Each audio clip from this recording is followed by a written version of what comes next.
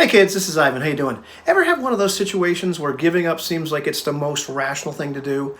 I was just there, just finished today. I'm like broke, I'm exhausted, I'm out of answers, I've tried everything, nothing is working, I'm ready to give up. And I find one tiny little thing and it changes everything and I'm able to solve my problem. But when you're in the thick of that, it can just seem like, it's overwhelming. So, what am I talking about? I bought a lawnmower last year because my old lawnmower finally died. So it's like $300. I don't like mowing my lawn, it's just something I have to do. And I had to rebuild the carburetor one time last year, even though it was just new, and it was supposed to be something like, well, if there's alcohol in the gas, it'll cause it to gum up. It seems kind of crappy, but okay. This year, the heavens open up finally, the lawn starts growing like crazy. Okay, I better start mowing the lawn. Mower won't start. So I take the carburetor apart again, clean out all the jets, all that kind of stuff. Still won't start. Maybe I've done something wrong. So I take it apart again, try the same things. Maybe I just put it together wrong or something. Still won't start, but now my basement smells like gas with the mower in it. It didn't usually smell like that. So I don't like that. I'm putting it outside with a tarp over it. It's under a tree, so if it rains, it'll be okay.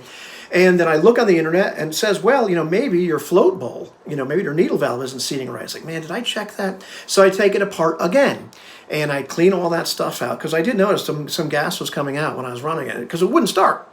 And, well, I did all that. Still, nothing. That's bad. Okay, fine. I give up. I buy a carburetor on Amazon. They have the carburetor sent to me. I put it on. Boom, the motor starts up right away. Hooray, that's great. I start mowing the lawn, and gas is flying out of the carburetor. It's spilling all over the place. It's filling up that little groove in the thing. I was like, oh, man, this sucks, because my neighbor, my lawn's huge. It's like, like there's gazelle and antelope and lions in it. And, in fact, my cat has made this little spot in the yard for her to hide to jump upon unsuspecting beasts, and she's pretending she's a lion or a tiger. In the meantime, my neighbor mows his lawn twice a week, and he's got one of those rider mowers, and he does the crosshatch diamond thing, so it looks like a baseball field, and he must hate me because my lawn looks like, the jungle.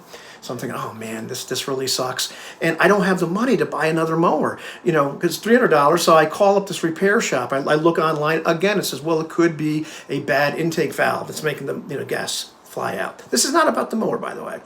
But, I called the repair shop. He's like, well, yeah, it could be that, and it's going to be at least $100 plus parts. I'm thinking, oh man, at this point, I might end up spending as much as I paid on the mower, and I don't think I can really afford that. It's like, man, and so I'm about to give up. I'm frustrated. This has been like a 2 or 3 week saga as I've tried all these things when I've had time, and I look at the box. I'm about to throw the box that the carburetor came in, and there's this little piece in it.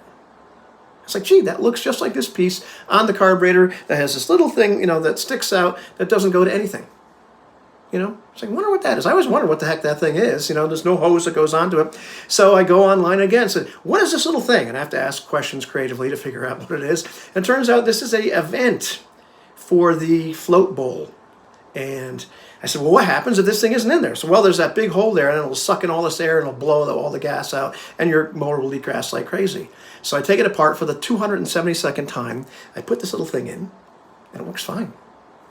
I did happen to run over the plastic piece that goes over the air filter. Somehow that came off, so I've got to use a rubber band. I got to buy another one of those.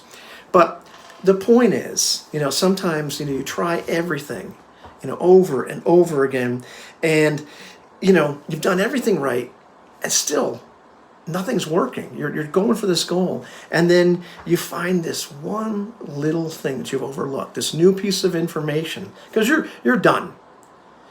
And that's the one thing that was missing. I had to do all these other things as well. It wasn't that one little piece, but I had to do several things in order to fix the problem. And because I just didn't know about that one little thing. I didn't notice that it had fallen off the carburetor. That made the difference. Life is like that. Very often we're trying to do something. And, in this case, my back was up against the wall. I had to get it done somehow. And even so, I felt like I'm going to give up. I just can't do this. I just can't.